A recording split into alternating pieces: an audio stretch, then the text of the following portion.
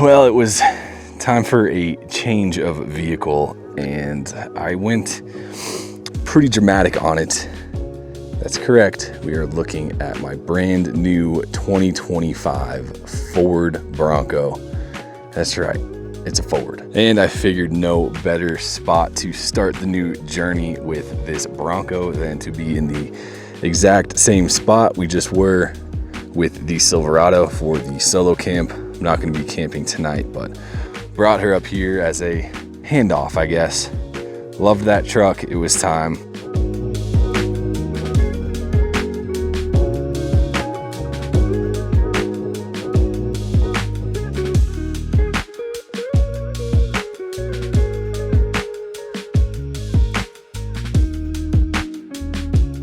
So here we are. It is a 2025 Ford Bronco Badlands in azure gray metallic tri-coat.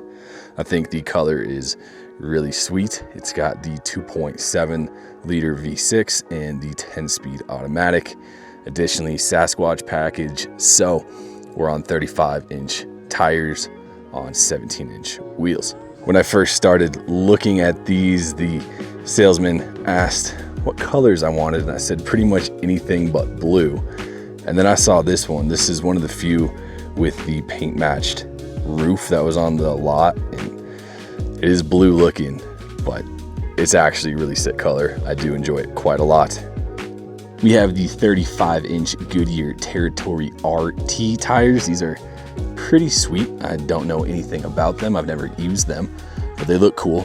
And we have these gray 17-inch wheels. They're not black, they're gray. And the more I look at them, the more I really dig them. Interior wise, we have pretty much all black everything. Black leather seats, black leather steering wheel. This trim material choice on the center console as well as up on the dash is really sweet. Got Bronco, got the big giant screen and the full digital dash. And look at all those controls on the steering wheel. Holy cow. One very questionable part though for a vehicle where the doors and roof come off and it's built for off-road, I have carpet.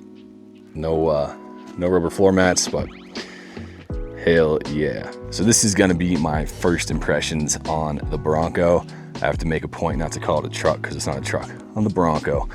I've had it for 3 days now. Last Friday, I went down to the dealership. I looked at it, I test drove it, and I asked the guy if I could take it for the weekend, expecting he'd say no. But he said, sure, take it for the weekend. So I took it home, had it for Saturday, Sunday. Today is Monday, completed the purchase. I think it was those 2 days with the Bronco that really convinced me. So had it 3 days, owned it for just about 5 hours at this point. The more I look at it and the more I spend time with it, the more I like it. I was not immediately sold when I started looking, but as mentioned, I've had trucks and trucks and trucks. I loved my truck. I wanted something different and not a Jeep, and this is really it. So when the Broncos were reintroduced, you didn't really look twice at them. Just like Wranglers, I've never really looked twice at Wranglers, but I got down to the dealership and I figured, hey, may as well give one a shot. And I was pleasantly surprised with how they rode and how they look. The more I look at them, the more I think these things look so dang sweet, especially being completely factory lifted 35s on 17s. It's all stuff that I really, I wanted to put 17s on the truck, and I built the truck and all that crap. This thing comes from the factory, and it's my goal to not mess with it, because that's what I do. I mess with cars and trucks. I will modify it, but I'm leaving suspension, I'm leaving exhaust, I'm leaving motor. Mark my words, I'm probably gonna do something stupid, but the plan was to get factory fresh, capable, equipped, and not screw with it and break it. So in addition to the 35-inch tires, we get all these options on the inside. We have sway bar disconnect, front locker, rear locker, and the turn assist function, traction control, and hazards. We get all of the terrain modes, which I haven't even looked at yet. This, where we're at, doesn't need any of them. But 2 high, 4 low, and 4 auto. 4 auto is something great to use in the wintertime on snow, so I'm glad that is here. And we get factory rock sliders. So those are not side steps, they do not deploy. That is factory protection if you're gonna go over big rocks, which is the plan with this thing, which is hard to come to grips with because it's so damn expensive. And I mean, when I say factory ready, it really does have everything that I would put on a truck or a new build. It's got metal bumpers. I don't know if they're steel or aluminum, but metal front and rear bumpers, D-ring shackles, fog lights. We have rock lights, not rock lights, ditch lights on the mirrors. I mean, it's LEDs, it's already outfit. Anything that I would really want to do is all in one package. We have piggyback reservoir, shocks underneath it, Bilsteins. It's the whole nine, man. It's built to be an off-roader, and that is the plan. All right, so we're gonna drive around in the Bronco here and go over a couple of things. If you've been on the channel since I bought the Silverado, you know that when I bought that thing brand new, I was raving about it not having any features. You know, basically had a radio and roll-up windows is I think what I kept saying, and I was totally okay with it. I wanted a truck like that at that point. But now, almost 5 years later, 4.5 years later, I wanted something with a little more features, with a little more features, a little more comfortable, and that's what I got with this Bronco. This is a pretty decked out trim, off-road tech-wise as well as interior-wise.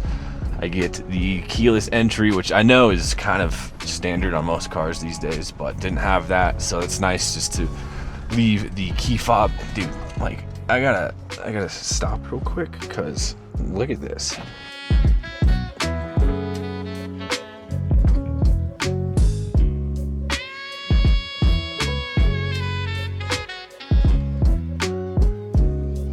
Yeah, that's why I come out here and do this kind of stuff. I have no idea what we're talking about. I think key fob, yeah, I know it's kind of a standard feature, but that's nice to have. Leather seats, power seats, heated steering wheel, nicer speakers, you know, this big old giant screen. Yeah, dude, it's nice to have these kinds of comforts in a vehicle again. It wasn't do or die, but it is really nice. And I figured, hey, if I'm going for something new, I'm gonna get it decked out, and that's what we're in. So yeah, the more I drive it, the more I really enjoy it. I don't have a wide enough angle lens on the camera, but you know, driving position, buttons on the steering wheel, leather wrapped steering wheel, big screen. I like how it's very up front, you know, very vertical positioning here, which is sick. Now, if you've also watched the channel for a while, you've got to be wondering what the hell this guy just rips on Ford 24/7, says he'll never buy one, blames them for reliability, you know. And that's true, but, you know, every manufacturer has their problems. You know, Chevrolet is no very special saint. Ooh, this is kind of a washout. Sick. Yeah, no problems here. I don't even know what I was pointing the camera. I mean, very confidence inspiring, just to do that while I'm holding the camera. It wasn't anything super sketchy, but let's keep going. Yeah, every manufacturer has their problems. You know, things are going to be unreliable. You can pick and choose whatever you want to say about Fords breaking down. I have actually driven more Fords in my life than GM vehicles, not owned, but driven. A lot of work vehicles and or farm vehicles are Fords that I've driven, so I have a lot of experience in different Ford products, and therefore they've broken the most for me, you know, just because I have more exposure to them. So I've had issues like doors falling off, not even kidding. 2021 Super Duty had the door just completely fall off. Transmission issues, nothing catastrophic though.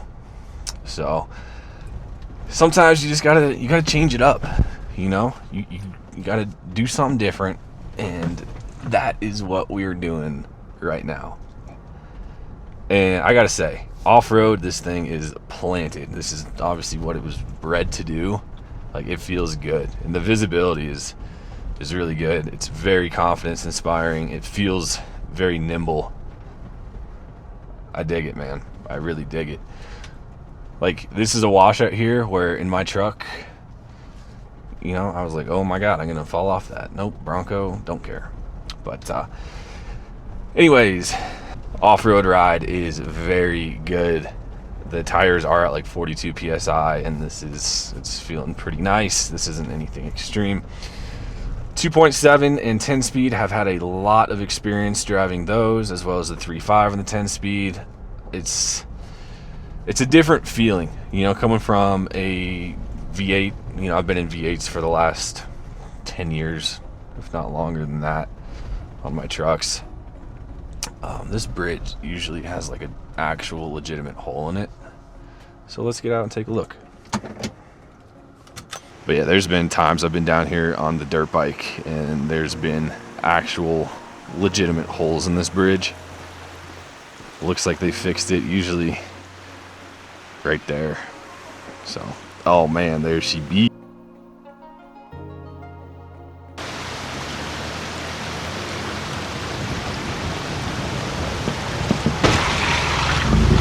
But yeah, plenty of experience. 2.7, 3.5.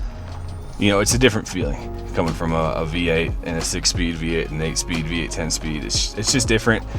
It's gonna feel different. I always thought that they didn't feel good combined together. Just disconnected somehow. But you know, that's turbo lag. It's a lot more gears. So the more I'm driving it and living with it, the less I really care. And I mean, it's pretty comfortable. It's got plenty of power. It's got way more power than the Silverado had. Any Silverado I've ever driven has had a 5.3 and either a 4, 6, or 8-speed transmission.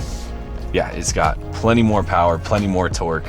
So more power is always nice to have. I don't think I've ever actually driven up here. I've only ever done this on my motorcycles. So this is a first, but yeah, I mean, the off-road handling, this isn't anything particularly difficult at all. Feels great. I'm not even in 4-wheel drive, I'm in 2-wheel drive, so this is pretty darn easy. Yeah, the only gripe I have with it really is it's super loud on the highway because the roof panels come off. And that was the kind of one point of contention I had while I was doing test drives and whatnot, was am I gonna be able to live with that? It is pretty noisy, but you know, I was driving it today, I already had the music up and got on the highway, and frankly I didn't notice it, so that's good. And otherwise, I'm pretty stoked, man. I mean, this is first impressions. This is me just yapping about it and taking it off-road. But the one thing I told myself is if I'm gonna buy an off-road capable vehicle like this with all the stuff on it, I'm actually gonna take it off-road and I'm not gonna be afraid to scratch it, even though it's extremely expensive. So that's what we're doing. What do we got here? 261 miles. I had 42 on it when I grabbed it on Friday afternoon, so I think it had been test driven maybe once or twice before. So I've put 220 on it. All my miles, dude. This is sick. This is sick out here.